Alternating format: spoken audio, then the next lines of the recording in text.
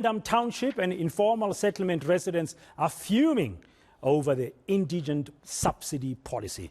They are threatening to shut down their areas, refusing to reapply for benefits like free basic electricity and rebates for pensioners. Senior reporter Ayesha Ismail is on the ground in Swellendam, joining us now with the latest. Ayesha, very good afternoon. The mayor of Swellendam is under fire.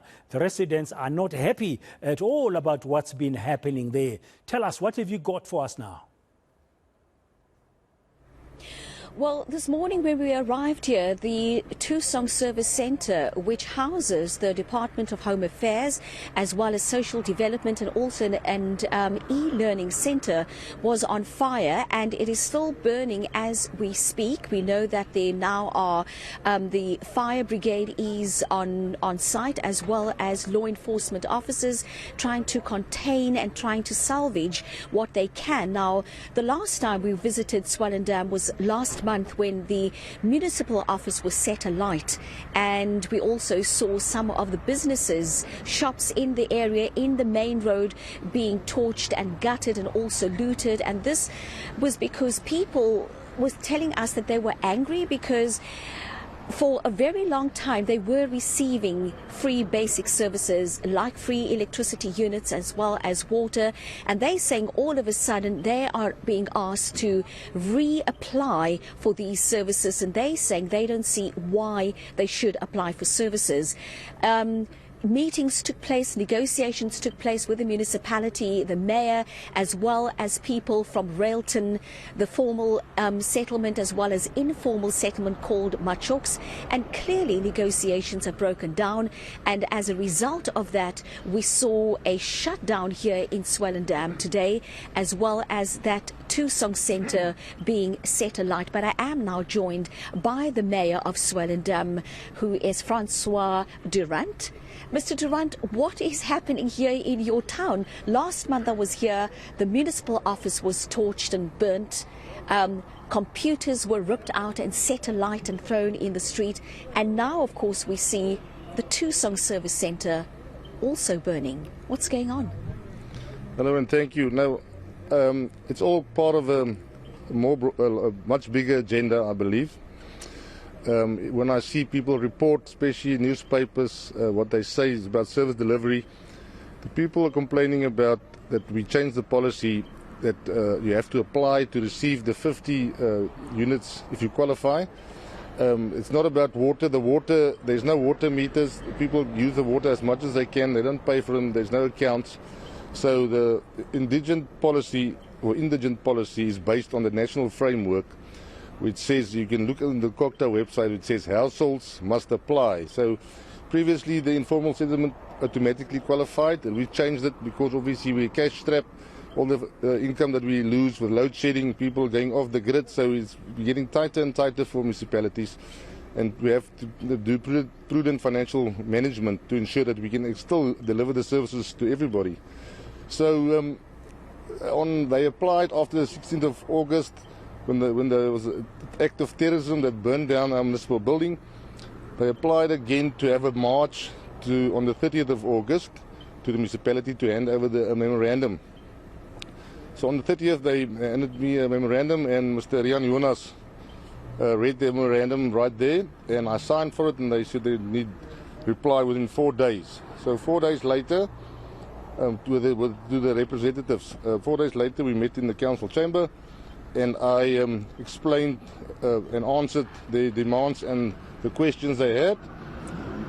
It's a long 10-page document, and they asked me if I could go and give that feedback to the community. It was on a Monday, the 5th of September, or the 4th of September, I believe. I said I can't do it today, I'll do it the next day. And we went there at 6 o'clock to provide the community with the feedback. There was a councillor, ANC councillor, Julia Matthijssen, and Mr. Rian Jonas, who handed me the memorandum, also on the platform. Munwabisi Mchanga was also there as a community representative and a ward committee member. And they said that I'm going to explain to them the demands.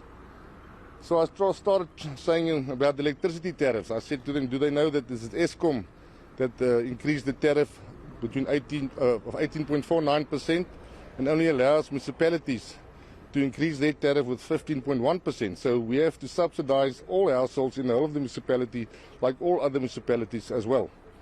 When I started, when the ANC employee and councillors started to see that I'm going to give the people the facts, they started screaming that we're the most expensive in the Western Cape and tried to derail the feedback meeting. Eventually, I was asked if I could answer a few questions. I did. I got off the platform and tried to engage one-on-one with the people because I couldn't hear what they were asking. There's also some ruckus broke out. The ANC employee was screaming at the municipal manager and the public order police. And I eventually said to them, let's rather leave and stop the feedback because otherwise, something's going to happen. So we got in the car and we came back to town. So since then, they applied again for a march or a shutdown. So that was last week. Unfortunately or fortunately, I don't know, depending on how you look at it, the Constitution says in the Bill of Rights, Section 17, that you are allowed peaceful march. So that's the right of all South Africans. So we cannot stop them. They must apply. If it's a march, there's different criteria. And if it's a shutdown, they only have to give us notice. But then obviously a shutdown, if you want to shut down, you have to leave other people, don't infringe their rights where you're trying to exercise yours. Yes, but Mr. Durant, clearly negotiations have broken down. So what is the way forward? We've now seen the municipal office destroyed. The Tusong service centre has now been gutted. What next? It's difficult to say. I mean, obviously, our mandate is not policing, we provide services. That's the municipality's mandate. I would like to see we are going the legal route. I would like to see people in jail, the responsible parties. I want to see them in jail, and I will pursue this until I get everybody accountable, or have everybody accountable for what they've done. The police are here. We've got the red ants again to cost the municipality, the ratepayers, to protect our infrastructure, because if something were to happen to our waterworks, it will be millions and millions of rands.